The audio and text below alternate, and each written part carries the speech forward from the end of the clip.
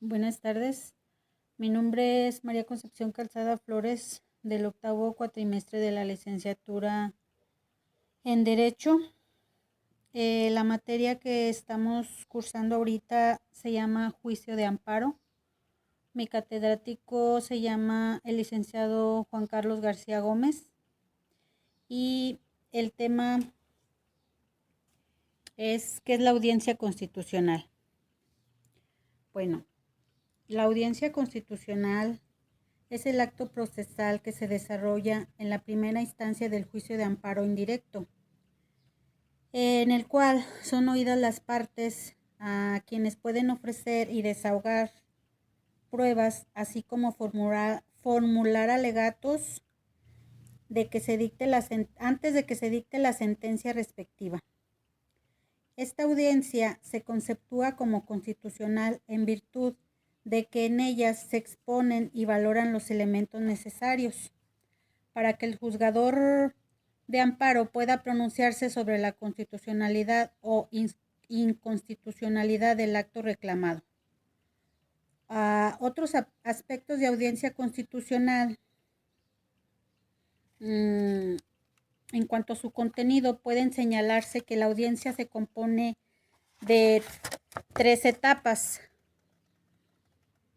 o periodos, las cuales son el periodo probatorio, el periodo de alegatos y el periodo de la sentencia. En el periodo probatorio, en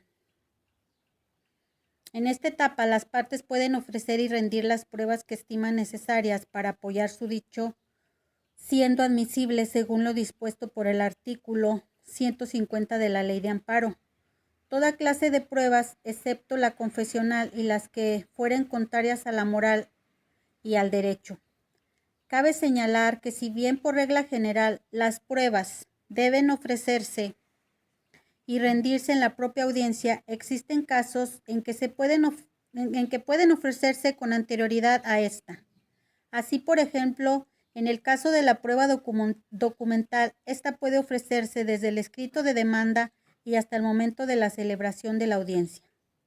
Pero si la prueba consiste en copias o documentos que obren en poder de autoridades o funcionarios, el quejoso tiene la obligación de pedirlos con antelación para que puedan ser presentados en la fecha de la audiencia constitucional. Por su parte, las pruebas testimonial, pericial y de inspección ocular, toda vez que por su naturaleza requieren de reparación, deben ser anunciadas 5 días hábiles antes de lo señalado. Para la celebración de la audiencia constitucional, sin contar el ofrecimiento ni el señalado para la propia audiencia. Durante el periodo de alegatos, finalizando el periodo probatorio, es decir, una vez que son ofrecidas las pruebas admitidas y desahogadas, las pruebas se reciben, los alegatos de las partes y, en su caso, el pedimento del Ministerio Público. Los alegatos son las conclusiones de las partes en el proceso, en las cuales se expresan argumentos para tratar de demostrar que les asiste la razón, de modo que se declaran fundadas sus pretensiones o, en su caso, sus excepciones. Al dictarse sentencia, por la regla general los alegatos se presentan por escrito, pero cuando se trata de actos que importen peligro de privación de la vida, ataques a la libertad personal, deportación, destierro o alguno de los actos prohibidos por el artículo 22 de la Constitución Federal, el quejoso puede alegar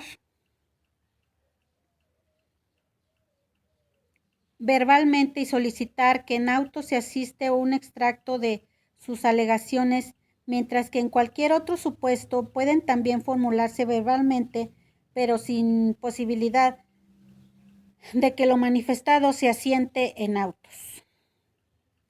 En el caso de la sentencia, finalmente la audiencia concluye con el dictado de la sentencia, en la cual el juez de distrito, después de valorar las pruebas y analizar los alegatos, así como todo lo expuesto por las partes en sus escritos iniciales, determina si el acto reclamado es o no inconstitucional y, en consecuencia, si ampara o no al quejoso. De este modo, la audiencia constitucional en todos los casos debe conformarse por las 3 etapas referidas, tal como se establece en el siguiente criterio jurisprudencial del artículo 155 de la Ley de Amparo. Se colige que la audiencia constitucional de los juicios de amparo indirecto consta de las 3 etapas, a saber, la de pruebas, la de alegatos y la de sentencia.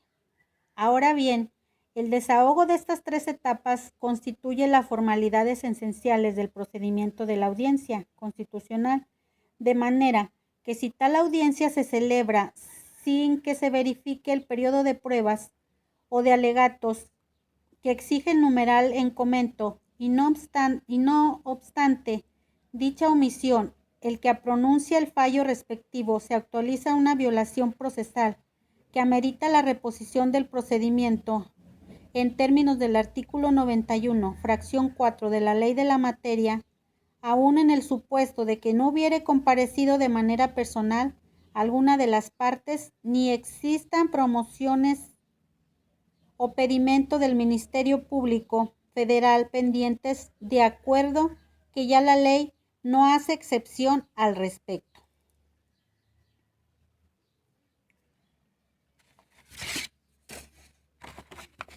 La audiencia constitucional también se rige por los principios procesales de concentración, continuidad y unidad.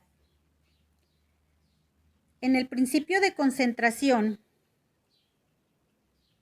se traduce en que un solo acto se reciben las pruebas de las partes, se oyen los alegatos y se dicta sentencia.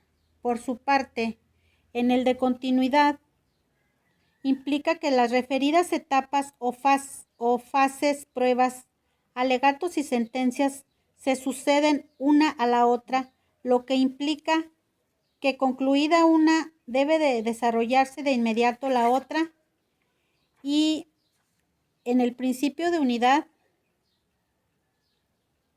la audiencia constituye un solo acto procesal que no puede escindirse, es decir, que es indivisible. Finalmente, en torno a la audiencia constitucional, cabe señalar que ésta no siempre puede celebrarse o llevarse en término en la fecha y hora fijadas en el auto emisario, pues puede ocurrir que ésta se difiera o se suspenda. Bueno, pues por mi parte sería todo, profesor. Ojalá que le entienda mi pequeña explicación. Saludos, gracias.